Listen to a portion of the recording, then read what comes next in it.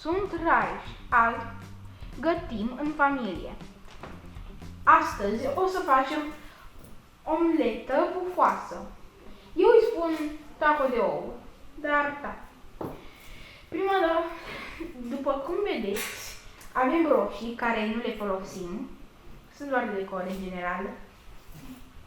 Niște pastramă, deja a fost tăiată. Ouăle, deja le-am separat. Am avut câteva blooper dinainte, mari. Am uitat să dau sare. Păi, acum să facem asta. Aduc mixerul.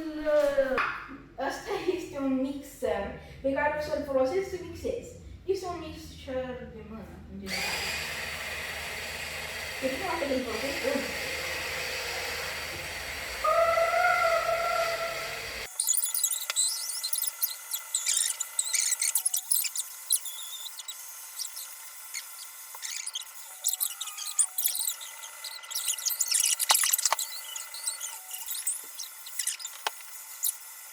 Mi se pare că recipientul ăsta e destul de mic și hai să punem în asta. Și mi se pare că s-a făcut destul, dar nu destul. După mine. Face spumă, dar tot zic că nu-i destul. Ceea ce nu-i destul.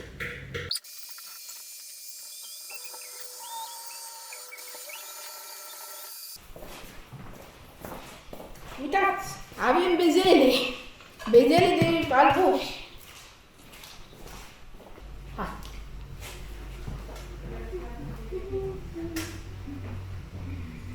Păi, ne-am pus toate ouăle aici, așa-i? Acum trebuie să le bat. Iar. Bat. Cel puțin am mixat ăla destul și am avut marșmebuși. Păi, hai să mai adăugăm.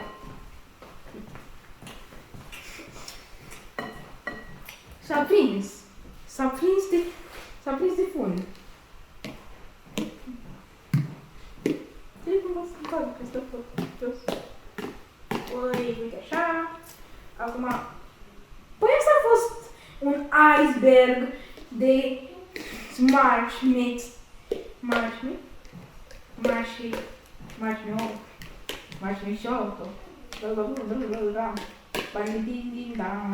Bariladindindam. Opa așa. Că trebuie să bag totul. E mult albuș care s-a transformat în marshmallow.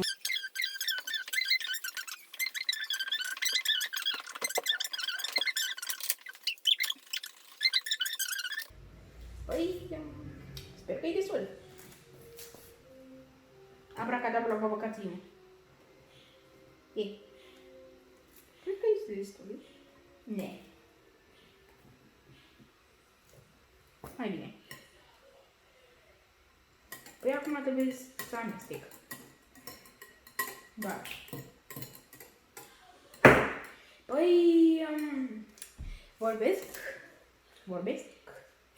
Cred că ar fi timpul să bag asta în tigaie. Ok, acum este timpul să facem treaba cu focul. Trebuie să avem un pic mai mici. Da, am uitat să deschid hota. Ce hotă? O, da. Mai bine.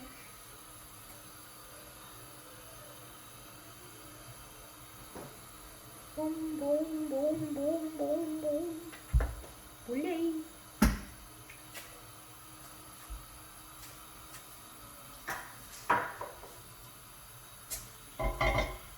Hai să întindem un pic uleiul pe aici, pe acolo. Vreau să stau un pic aici.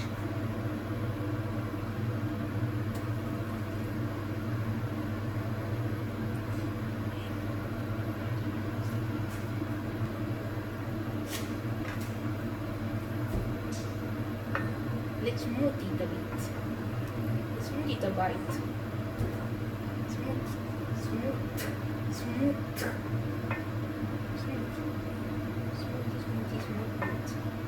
discut pierdut. Păi, acum oul nostru în tehnic ce se face?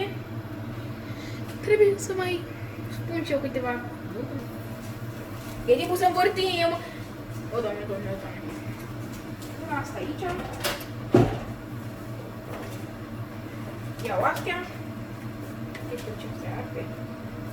Cu foșenia asta mică.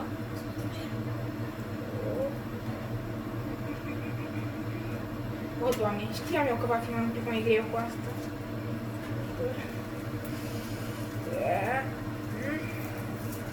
Opa!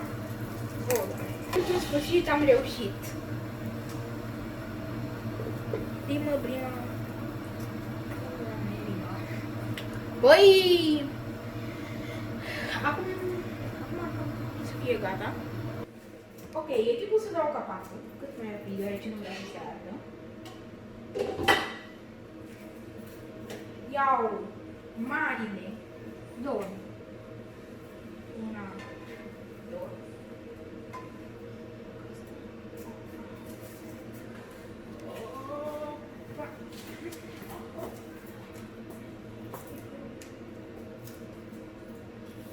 Acum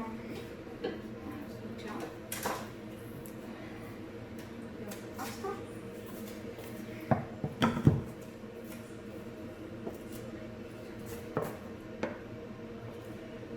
Și asta a fost. Deci, acum suntem boroși și noi.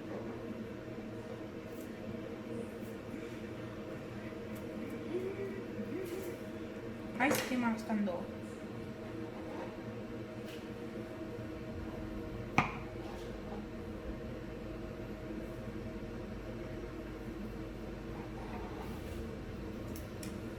Asta este cripta noastră pufoasă și frumoasă. Arată bine. Păi, mi se face poftă.